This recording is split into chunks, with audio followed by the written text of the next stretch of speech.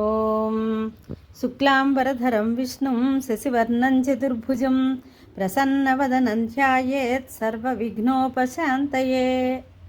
సుందరకాండ తరువాయి భాగం. జయత్యతి బలో రామః లక్ష్మణస్య మహాబలః రాజా జయతి సుగ్రీవో రాఘవేణాభిపాలితః దాసోహం కోసలేంద్రస్య రామస్యాక్లిష్టకర్మణః హనుమాన్ శత్రుసైన్యానాం నిహంతా మారుతాత్మజః నరావణ సహస్రం మే యుద్ధే ప్రతిబలం భవేత్ శిలాభిస్తు ప్రహరతః పాదపైశ్చ సహస్రశః అర్ధయిత్వా పురీం లంకాం అభివాద్య చ మైథిలీం సమృద్ధార్థో గమిష్యామి మిషతాం సర్వరక్షసాం. అతిబలుడైన రామునికి జయం, లక్ష్మణునికి జయం, రాఘవుని రక్షణలో ఉన్న సుగ్రీవునికి జయం. అనాయాసంగా కార్యాలు సాధించే రాముని దాసుడు నేను. శత్రు సైన్యాన్ని మట్టుబెట్టే మారుతిని. బండరాళ్లతో వేల కొలది వృక్షాలతో తాడించే నాకు యుద్ధంలో 1000 మంది రావణులైనా సాటి రారు. లంకాపట్టణాన్ని ధ్వంసం చేసి సీతాదేవికి నమస్కరించి వచ్చిన పని పూర్తి చేసుకుని రాక్షసులందరూ చూస్తుండగా తిరిగిపోతాను అని గర్జించాడు. ఇది జయమంత్రం, కార్యసిద్ధికి పఠించదగింది. రావణుడు పంపిన కింకరులు హనుమపై ఆయుధ వర్షం కురిపించారు. మారుతి ద్వారతోరణంలోని పెద్ద ఉక్కుదూలం తీసుకొని దానితో వారిని నుగ్గు గావించి తిరిగి తోరణంపైకి ఎక్కాడు. కొందరు రక్కసులు వెళ్ళి కింకరులందరూ హతులైనారని రావణునికి నివేదించారు. ఆ వార్త విని లంకేశ్వరుని కళ్ళు తిరిగాయి. పరాక్రమవంతుడు, జయించడానికి సాధ్యం కానివాడు అయిన ప్రహస్తుని పుత్రుడు జంబుమాలిని పంపించాడు. అశోకవనంలో మహాచైత్య ప్రాసాదం ఉంది. వనాన్ని ధ్వంసం చేశాను కానీ దీన్ని వదిలిపెట్టాను అనుకొని హనుమ ఎత్తైన ఆ ప్రాసాదాన్ని ఎక్కి కదిలించలేని ఆ చైత్య ప్రాసాదాన్ని పెళ్లగించి నేలమట్టం చేసి సింహనాదం చేశాడు. ఆ ధ్వనికి చైత్యరక్షకులు మూర్ఛపోయారు. మారుతి మళ్ళీ రామలక్ష్మణ సుగ్రీవులకు జయం పలికాడు. చైత్యపాలకులు హనుమను చుట్టుముట్టి ఈటెలు, గండ్రగొడ్డళ్ళు వంటి ఆయుధాలతో అతడిపై దాడి చేశారు. మారుతి ప్రాసాదంలోని స్తంభమును పెరికి దానిని గిరగిరా తిప్పాడు. ఆ వేగానికి జనించిన అగ్నితో చైత్య ప్రాసాదం తగలబడింది. చైత్య రక్షసులు 100 మందిని హనుమ ఆ స్తంభంతో మోది హతమార్చాడు. నాకంటే బలవంతులైన వానరులు వేల సంఖ్యలో సుగ్రీవుని నాయకత్వంలో లంక మీద దాడి చేయడానికి వస్తున్నారు. రామునితో వైరం తెచ్చుకున్నందుకు ఈ లంకానగరానికి కాలం చెల్లింది. ఇక మీరందరూ రావణుడు ఉండడు అని అరిచాడు.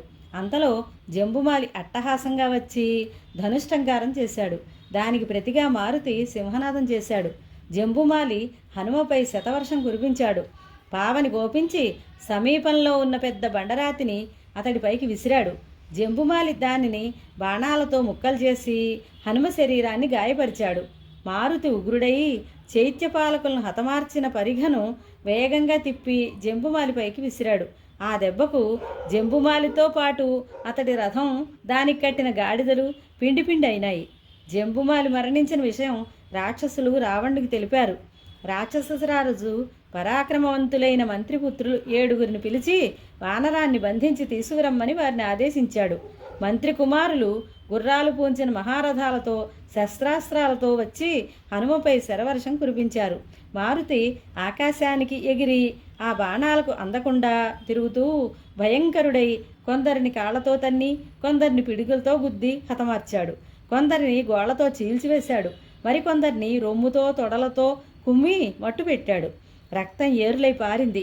మంత్రిపుత్రులను హతమార్చి మారుతి తిరిగి ద్వారతోరణం మీదకి చేరాడు.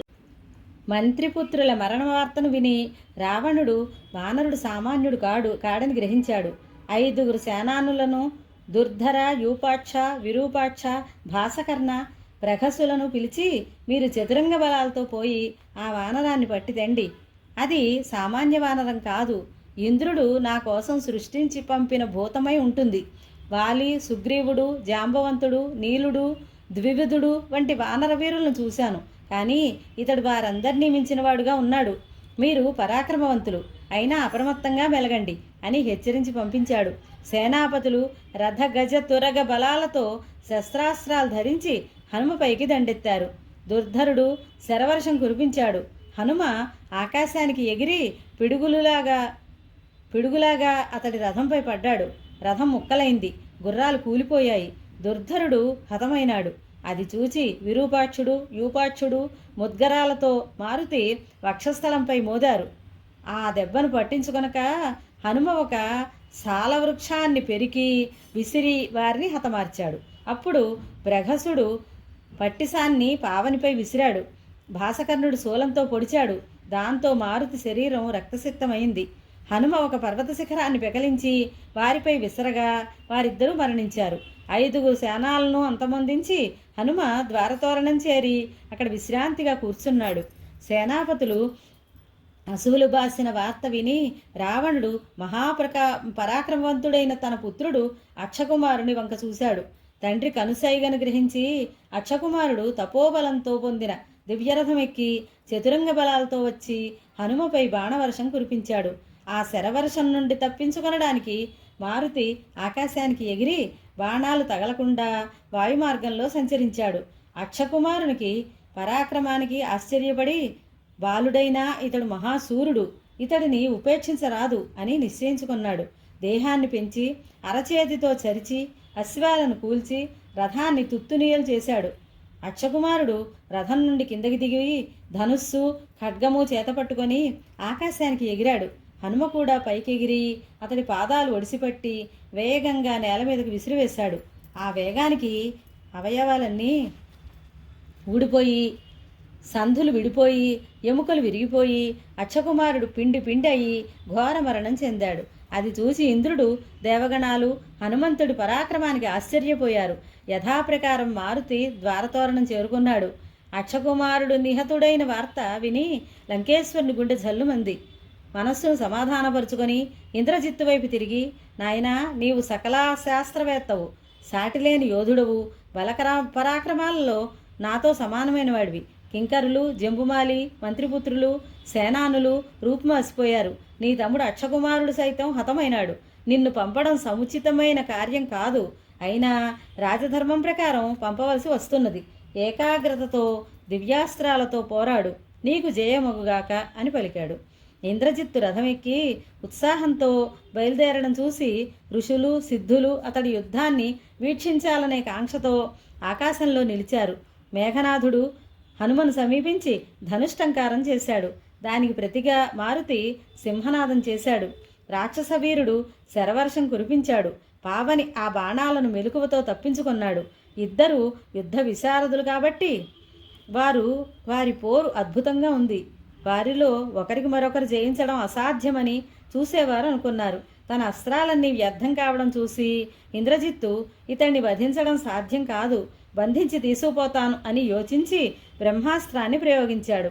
మునుపు బ్రహ్మ తనకిచ్చిన వరం వల్ల ఆ అస్త్రం తనను ఏమీ చేయదని తెలిసి కూడా దానిని గౌరవిస్తూ మారుతి నిశ్చలుడైనాడు. వెంటనే రాక్షసులు నారతాళ్లతో హనుమను బంధించారు. వేరే కట్లతో బ్రహ్మాస్త్ర బంధనం సడలిపోయింది. రక్కసులకు ఆ సంగతి తెలియదు.